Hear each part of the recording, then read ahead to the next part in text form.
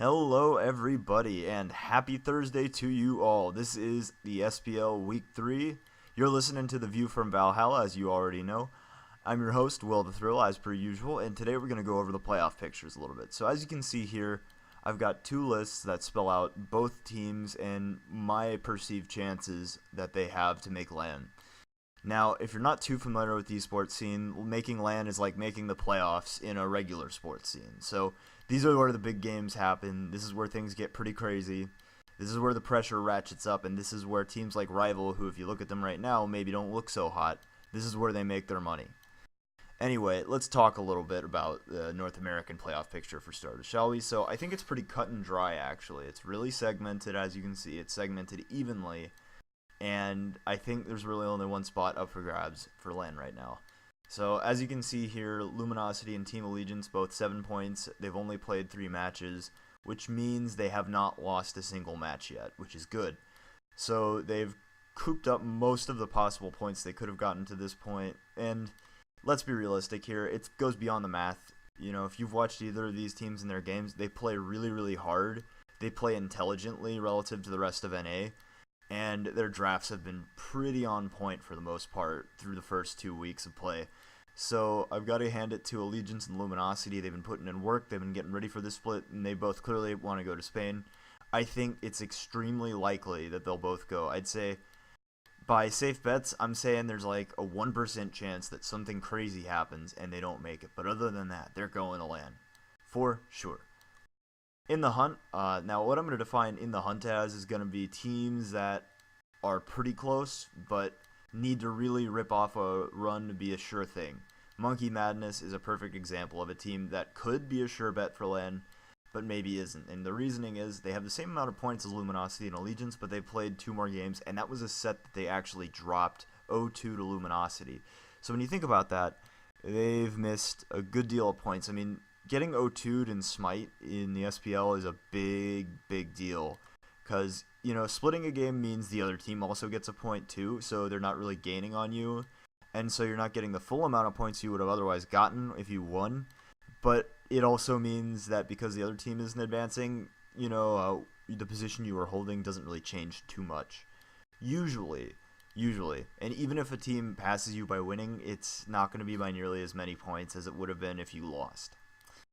So anyway, in Monkey Madness's case, they've already lost a set. There are 4 matches in. And I think that the thing that they really need to worry about is going to be In Memory of Gabe. Because conversely, they're 4 points and 2 matches in. So they played 4 games overall. They're 3-1. They've won 1 set and split another. And I think that there's a good chance they could surpass Monkey Madness. However, I think that now that we want to get into the details here, Monkey Madness has a better roster than In Memory of Gabe. So realistically, I see Monkey Madness as the team that makes it past and wins. But In Memory of Gabe could certainly rip off a nice run. Ionic and Snoopy are a duo lane that is not to be laughed at. They're one of the best in the world at this point, I'd say. You've got the superlative that I toss around a lot, but I'd say they're 4th or 5th best duo lane in the entire world if we're really quantifying them. They're world class, and any team would be happy to have them. Even an EU team, I think anyone would be like, dang, Snoopy, Ionic, you guys are a crazy duo. Because they are. They're really good players, and they can put the team on their back when they need to. As for In Memory of Gabe's mid-jungle combo, I'd say Monkey Madness has the advantage over them. And I think we've kind of seen Cynosure, the hype around him has died down a little bit, and he's shown to be a rather pedestrian rookie jungler. He's not bad, he has staying power, and he should stay in the SPL, but he's like a DJ Pernicus type of player if I had to compare. Now, he doesn't play DJ's kind of gods, but he does end up carrying or contributing about the same weight that DJ did on Eager. And DJ wasn't a bad player on Eager. I think Eager was just looking for somebody else when they replaced him, which is something else we will talk about in a little bit.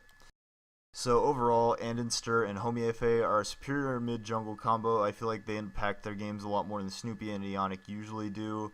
And on top of that, Monkey Madness doesn't have a single player who really drags a game down the way Kiki can for In Memory of Gabe. All respect to Kiki, but he's been on strong teams early on, and he just hasn't been this really extremely strong player since, I'd say, Season 2.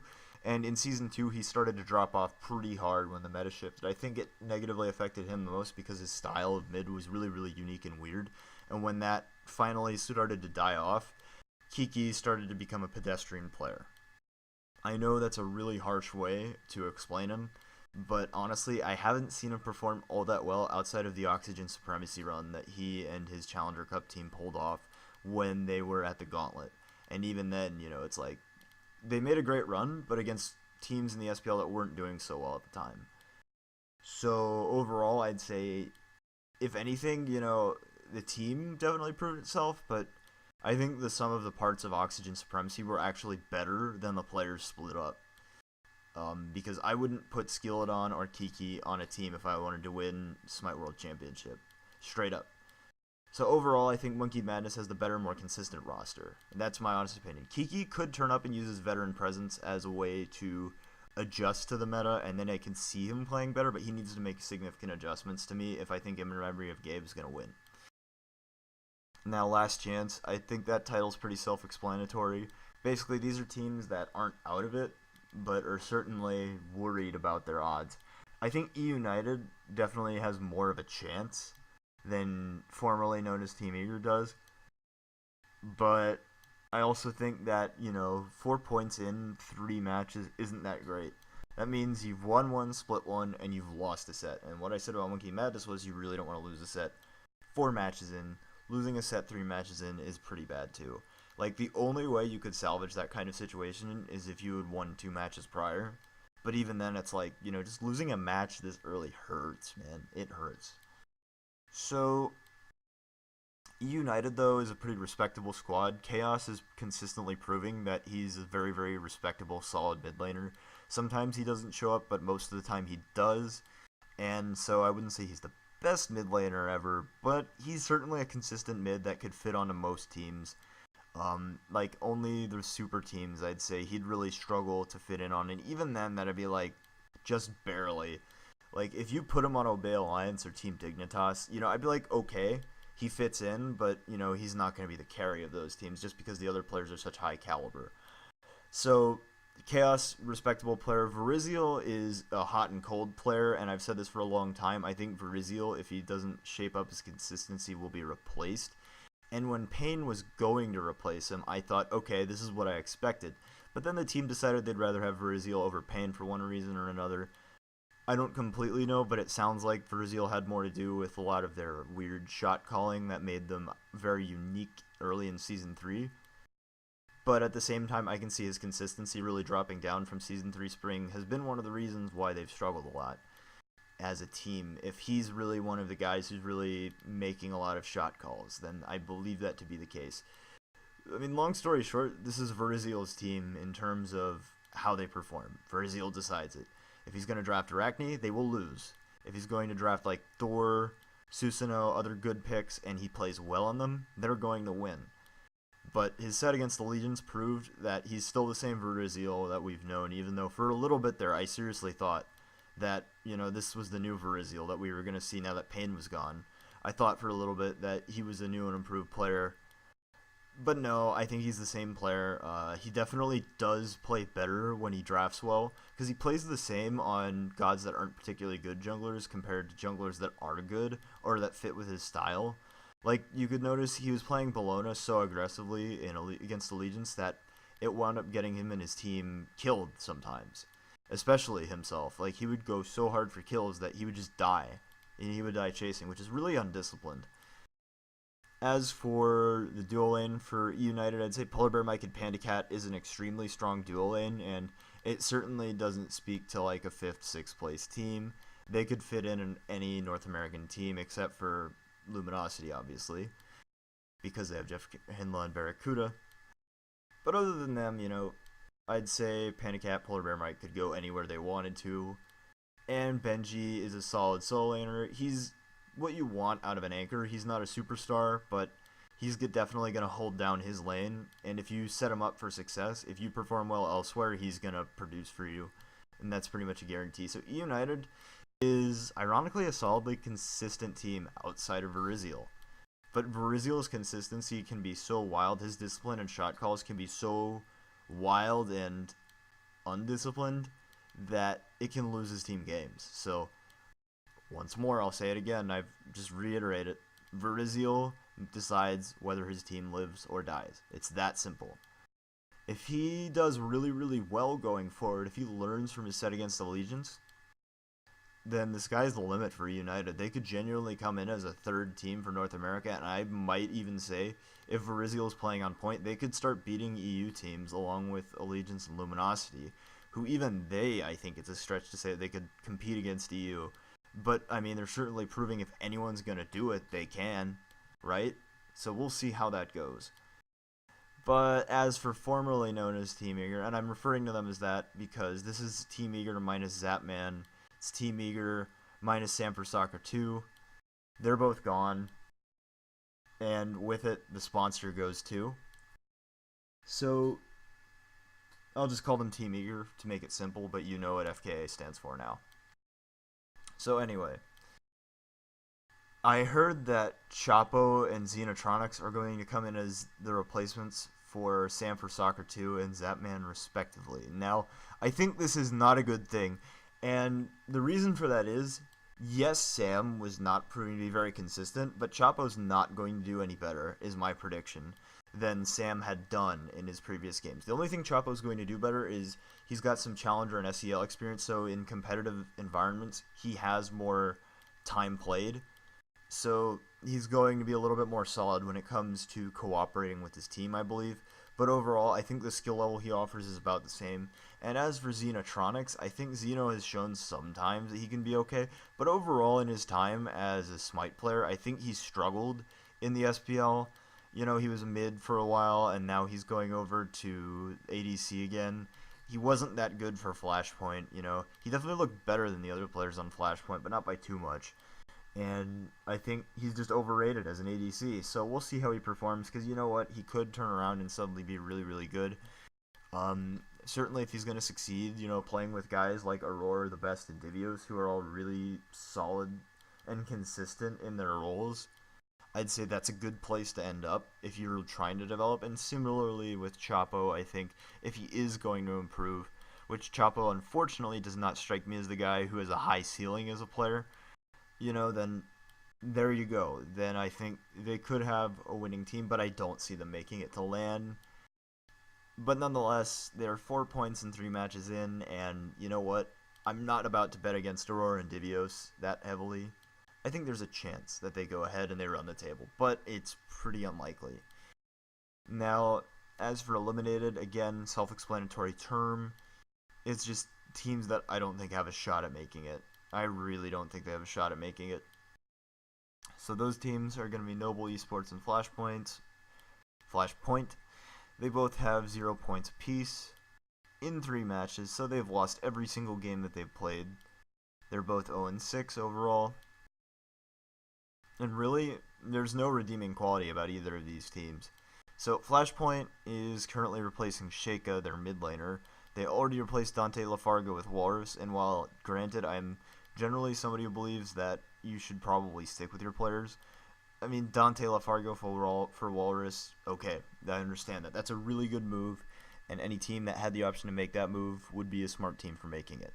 So Walrus is a respectable player, but he's not going to be able to carry Flashpoint from the solo lane, because solo lane, as important of a role as it is, I mean, I play the role myself. I understand. It's like being the offensive lineman in a football team or something, you know.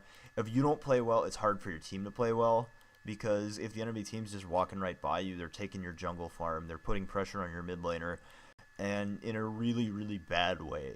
So having Walrus there is good, but unfortunately, it's just the role does not usually carry games by itself. He needs to be set up to be the carry, or the guy who's like really, really controlling things.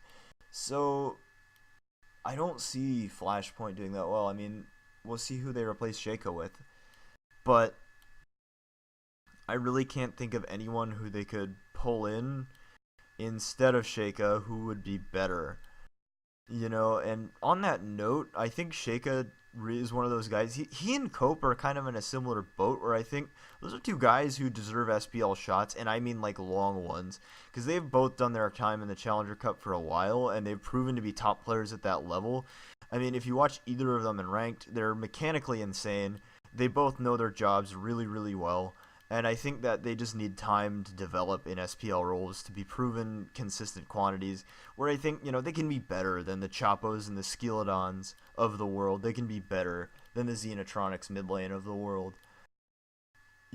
So I don't see why you would kick Sheikah at this point. But we'll go ahead and see what's happening. As for Noble, I'm pretty disappointed in them, honestly. I'm also not really surprised based on the things that Drelo told me. He said we expect to be 8th place. So in a way, it's like, okay, you're living up to what you said you were going to do. But in another sense, I wonder if that's affecting the atmosphere at all over at Noble. I don't know how seriously they're taking things right now. I mean, MLC South doesn't strike me as the kind of guy to mess around, but he's also a regressed mid. I think that all of Season 3, he did not perform all that well. For a little while on Allegiance, yeah, he started to do okay, like specifically at the Gauntlet, but I felt like that was a statistical anomaly compared to the rest of his time playing. I just think that, Allegiance had struggles when they had Cope and Incon on the team that made, and Ven for that matter, that made MLC look better than he was, and he was punching above his weight for a while. They were structuring the game for him to do what he wants to do, and that's to be greedy, do damage, etc. But the biggest problem I see with MLC is that he is too greedy. He's not a team player. The dude's the smite equivalent of a ball hog, and his skills are not as good as he acts like they are. So I'm sorry, MLC, but you need to step up and change the way you play in order for Noble to do better. Because right now, Skilodon is a player who already, when he gets behind, tilts and feeds. You need that guy to be able to stay in games. You don't need to be the guy who tries to take the ball out of his hands and then try to run with it, because you're just not good enough to do it. And that's not even how Smite really functions anymore. As a mid laner, you can just get bopped easy. It's not hard. Even on gods like Soul, who are super safe, you're gonna get bopped.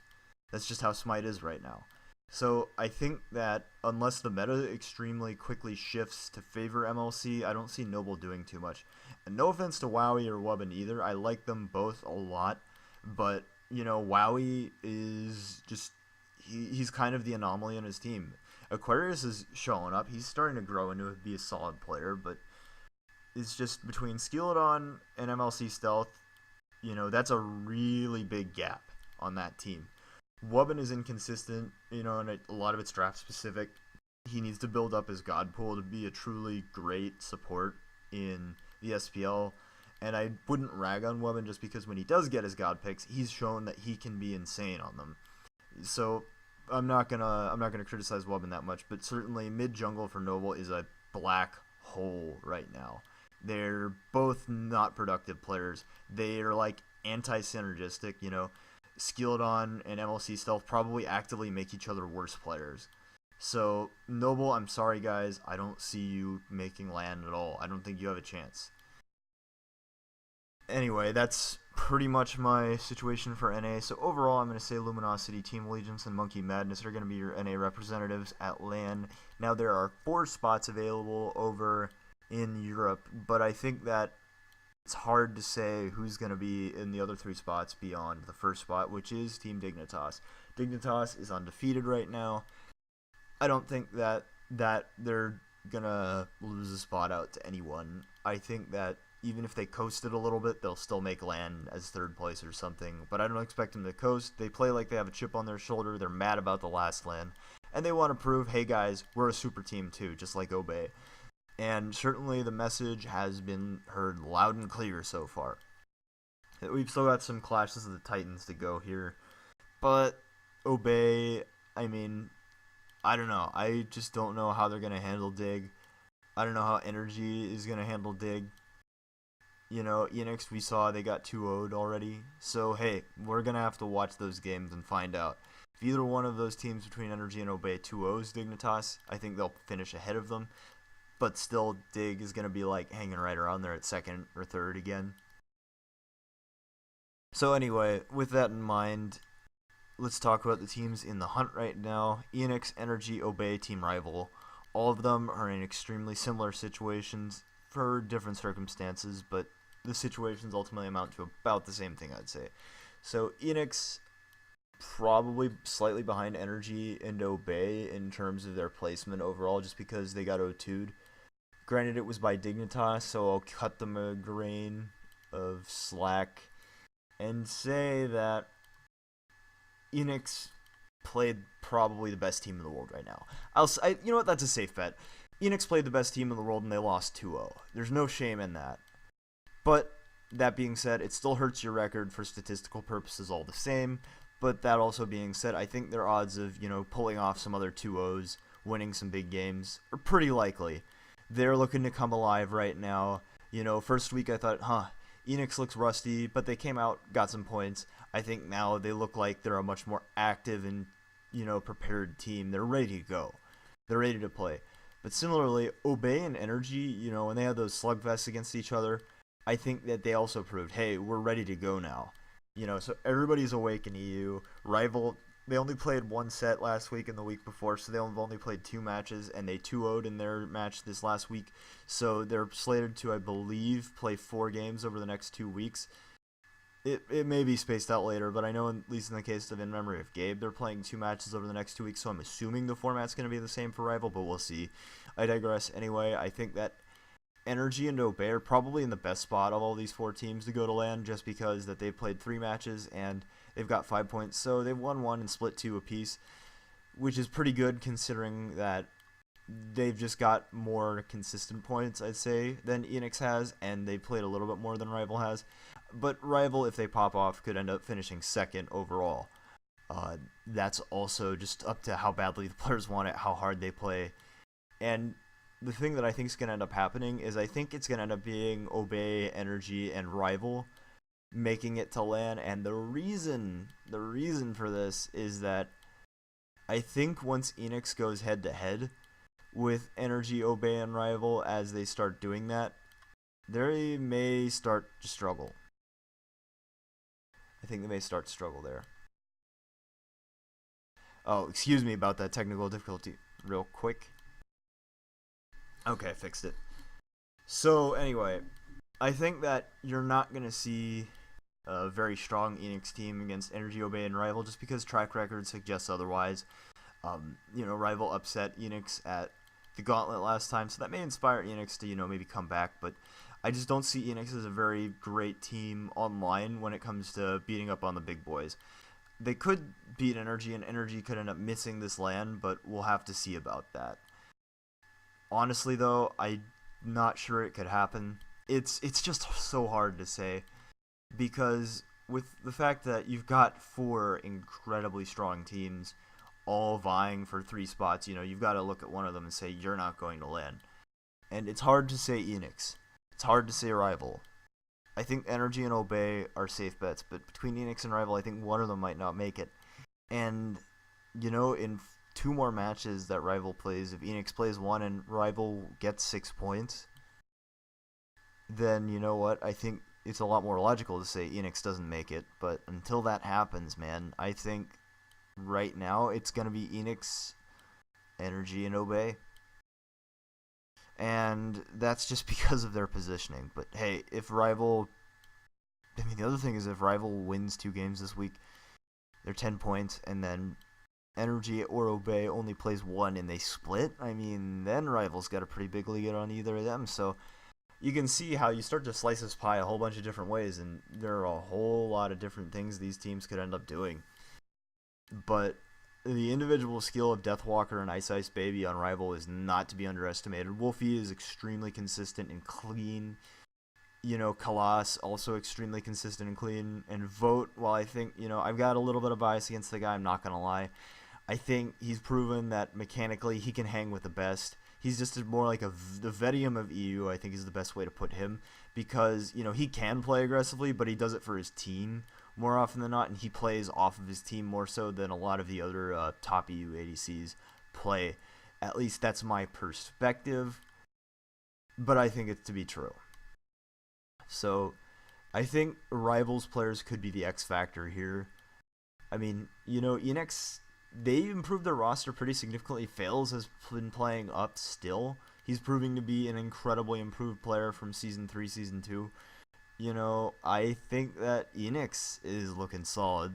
because of their changes that they made. And then Energy and Obey are also the same, along with Rival. Their rosters are still looking solid. I mean, the only other thing I can think of is that if IRAF or Emelito and Yemen play inconsistently, or if Dimmy plays inconsistently, Energy could be a team that drops off. And the thing is that we all know now that IRAF is saying his team is kind of exhausted, or at least he's exhausted specifically. But I feel like that may have an indication about the team environment. Because if he's looking at Smite like a job and it's not fun, that could be affecting other players. I don't know, but I feel like Energy's players are probably the least consistent of the bunch right now. But it's just, we know what they're capable of. They've won 2 Smite World Championships, so we know their potential is the best in the entire world. So that's why it's so confusing. I mean, if it were any other team or they hadn't won Worlds ever, I would say Energy's probably the team that drops off. But hey, again, you've got 4 very high caliber teams vying for 3 spots, and I've got to pick one and say they're not going to LAN. Anyway, so the last 3 teams I think are rather unlikely to go to LAN, but the Poppies I think have a chance at running the table, and here's why. The Poppies have supplanted Elevate as my favorite team to watch. They're the most fun team to watch in all of Smite because, they're not that great, but they're willing to try really fun to watch strategies that are pretty ridiculous. And quite frankly, they're effective when they're not expected. And that's what the Poppies like doing, is they like, using the element of surprise to beat up on other teams or, catch them off guard. The problem is it hasn't paid off for them right now because they are not mechanically skilled or developed players yet.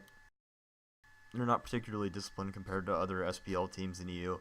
So they play more like an NA team, I'd say, and that's probably the biggest knock I can give them because overall they're extremely high potential players. So if they were to be able to pull it together, and considering the environment they play in, they could learn a lot really quickly. They could run the table easily. I mean, Dalo is proven to be a superstar at his role, and I know most EU junglers are, but I think that he's better than Johnny. He's better than whoever Elevate rolls out there. If it's Nika, for sure. If it's Cherio, maybe. I mean, certainly online, I'd say that Dalo is probably better than Cherio, but I mean, nonetheless, at LAN, that's another story for Cherio. But overall, it's like the Poppies have a great player in him. Creed is a pretty consistent, solid player. I mean, he's a lot like Benji in NA, where, if you set his team up to win, he'll produce for you. But he also initiates pretty well. I think he shot calls sometimes based on the way his team plays and how he sometimes takes the initiative and fights. I feel like he's calling shots occasionally for his team, which is pretty impressive because you don't normally see solo laners calling that. So for me personally, Creed is somebody to look out for right now. I want Warchi to step it up and play consistently because, he's made some pretty sweet plays in the Challenger Cup and the SPL. I want to see him do that more often. And I want to see Draco Marino also, be more aggressive because a lot of times what it looks like he's doing is he's drafting defensive picks or playing them defensively just to appeal for his team, which again could be more attributable to the team as a whole. But I'd like to see them let Draco Marino be a really, really aggressive initiator for a change, and we'll see how that goes. I just feel like that might be the spark they need to win if he can really put it together on an aggressive god. And as for Ohoboom, I think he's been consistent as well. He and Dalo are probably the reasons why this team is being taken so seriously right now, in my opinion. No shade at Creed or Warchi or Draco Marino, but, if it wasn't for Dalo and Ohoboom, I don't even know if they get through relegations. So, overall, I'd say light chance the Poppies make it. There are 4 slots after all, so they could even sneak in past, 2 teams up here in the hunt. But it's not likely. Again, though, if they run the table, anything's possible. So that's the beauty of competition. It's not over until it's over. Now, here's the part that's probably confusing to a lot of people at home, or why the Poppies and Elevate have the same points, same matches played, but I don't think that Elevate can make it, but the Poppies can. And here's why. Elevate's got roster trouble. Straight up, they have got roster trouble. They wanted Nika to be their jungler, then Cherio came in. I don't know what their situation is at jungle, if Cherio was subbing, or if he's going to be the permanent jungler. I haven't heard, I don't know, but I think it's a problem either way, because Nika was showing to be a really bad jungler when he was playing the jungle for Elevate, and then Cherio was showing to be kind of pedestrian. I mean, he doesn't like the role. and I'm sure it's starting to get to him that here he is, third season in a row, suddenly he's jungling again, even though he doesn't want to. And while I've said before, I'd like to see Cherio on a carry role instead of support, and I think that's one of the reasons why Sanguine got relegated. I think that Cherio just could be put in a better role on another team.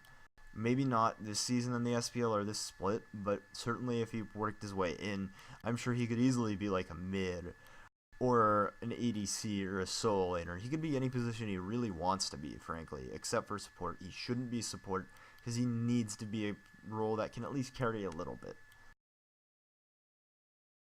So that's why I don't think Elevate's going to make it. I love Jermaine and Dardas. They're fun to watch. New Lisa's great. She's honestly a great character in the league, and she's a fun mid. At first it was like, New Lisa, why are you hiding behind walls? But she's definitely started to change her style up a little bit. And while she's still a really, really cautious mid that'll go for the safe shots more often than not, she does also play risky mids like Isis. She favors it more than a lot of other EU mids, and I respect that a lot. And then finally, no numbers, he's willing to pull out weird picks a lot of the time. He's also shown to be a really strong Sun Wukong. So, again, a player who I think he could stand to improve. No numbers could definitely learn to play Bologna again. He could definitely learn, better mechanical skills. But overall, I mean, his instincts are there as a solo laner. His instincts are definitely there. But Elevate needs some time to work on their roster, develop some synergy again, and they really just need to find their identity, because I feel like every time Elevate loses one player, their identity totally changes. I mean, the Elevate with World Edit was not the same Elevate with Fails. It was not the same Elevate after Fails left. That's a pretty big deal, and it's interesting how losing their jungler can cause so much trouble for them. But hey, we'll see what goes on. But I think it's next split. As for Burrito, it's a similar situation to Noble and Flashpoint, though it doesn't look like Noble, where it just looks like they're kind of demoralized. They're playing pretty hard, and they're trying. I think they understand their position, and they know they're kind of the jabronis of the league right now. They're just coming up from the Challenger Cup, and they've got to do their time taking their knocks before they can really be the team of the EU SPL. So we'll see how they do going forward. I think they should stick together, though, because it could be another Cyclone GG situation. Cyclone GG, for those of you who aren't aware, is now Team Rival. And I think if they stick together, because a lot of guys in EU have been saying that Burrito has been deserving of this spot for a while because they've been in the Challenger Cup for so long and they've been working so hard. I have to agree, having watched them at this point.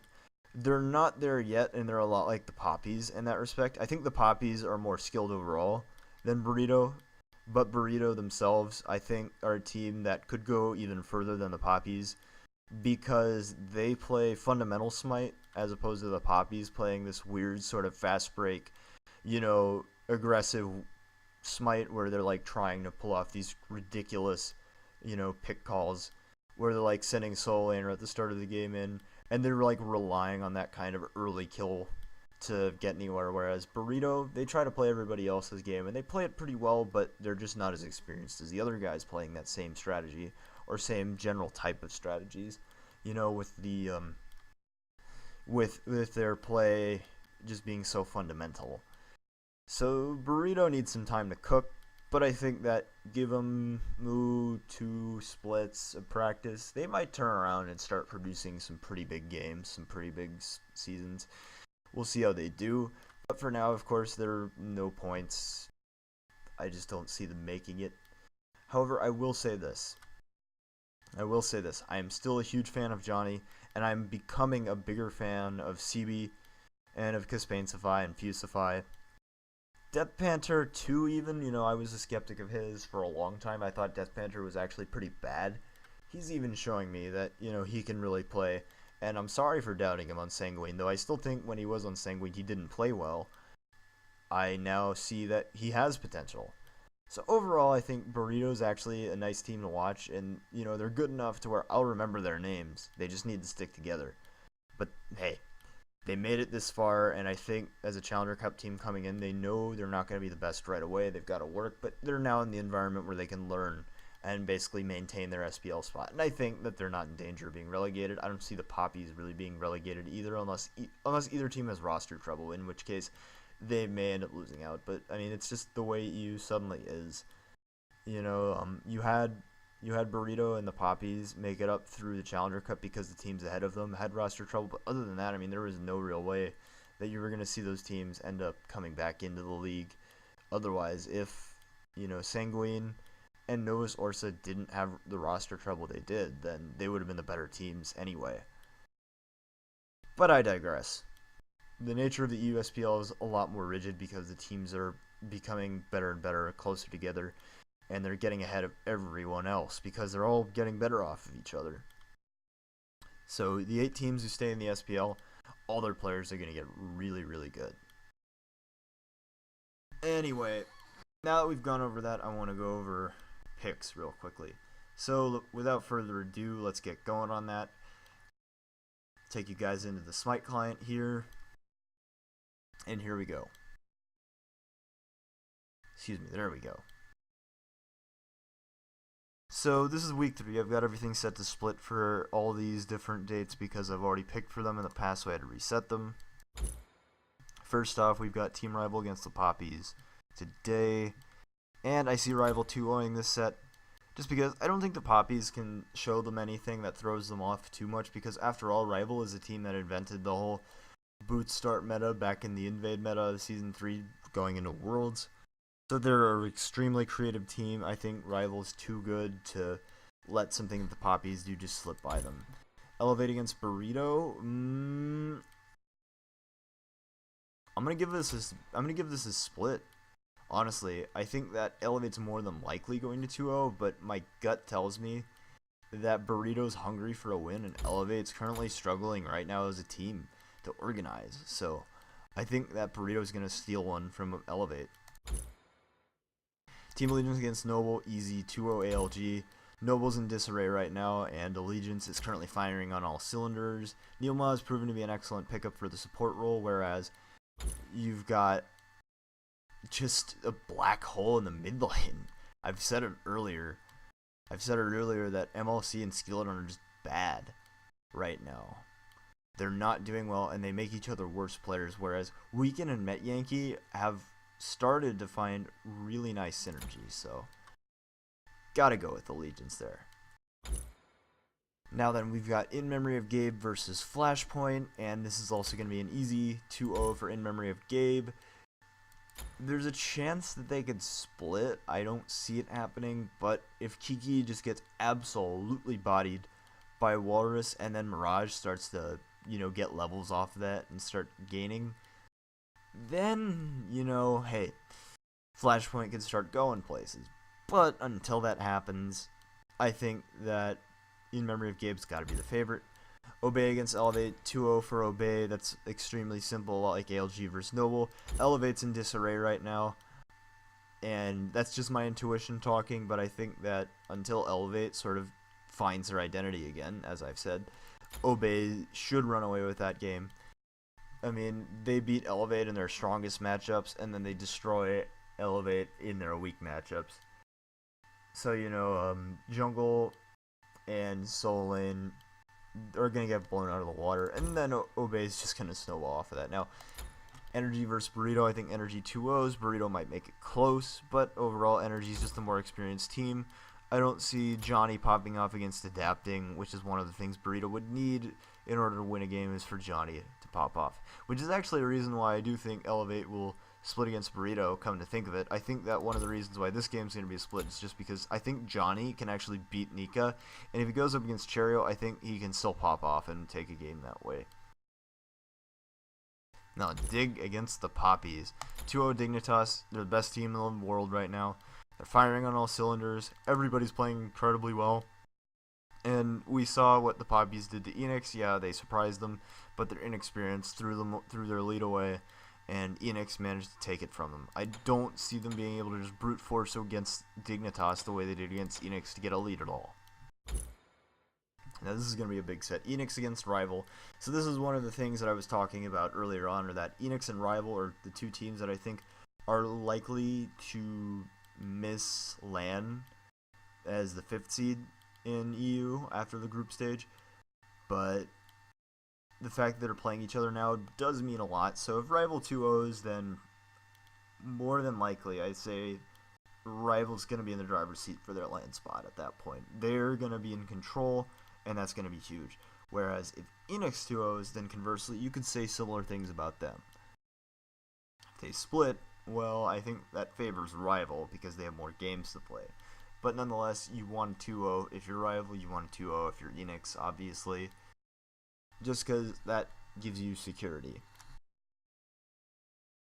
With that in mind, I think Rival's going to turn up. I think they're going to realize, okay, this is probably the most important game of the season, and they're going to go ahead and win 2-0. I think they're not going to pull any punches. Now then, on to Sunday. Eager against Allegiance. Allegiance wins 2-0. Xeno is not going to keep Oceans down, and that's been one of the problems for Allegiance, is that Oceans is kind of a cold player online. He's hot cold, you know. Sometimes he's alright, sometimes he's not.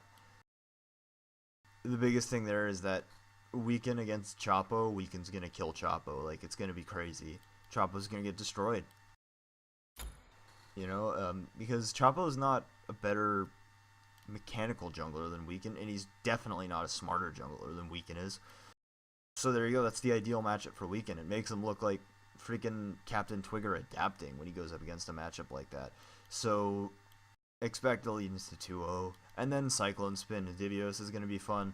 But I think with the amount of pressure that Weekend's going to be winning, Cyclone's going to body Divios, just because Cyclone does really, really well when Weekend's giving him pressure. United against Noble, 2-0 United. Overall, their team's too good to lose. There's an off chance Noble does take a split here just because United has so much trouble with Veriziel in his inconsistency. But overall, I think United's still just much better team all around, and I think it's going to be hard for Veriziel to play badly and throw for his team. Now here we go, Luminosity against Flashpoint. Luminosity 2-0, no question. No question.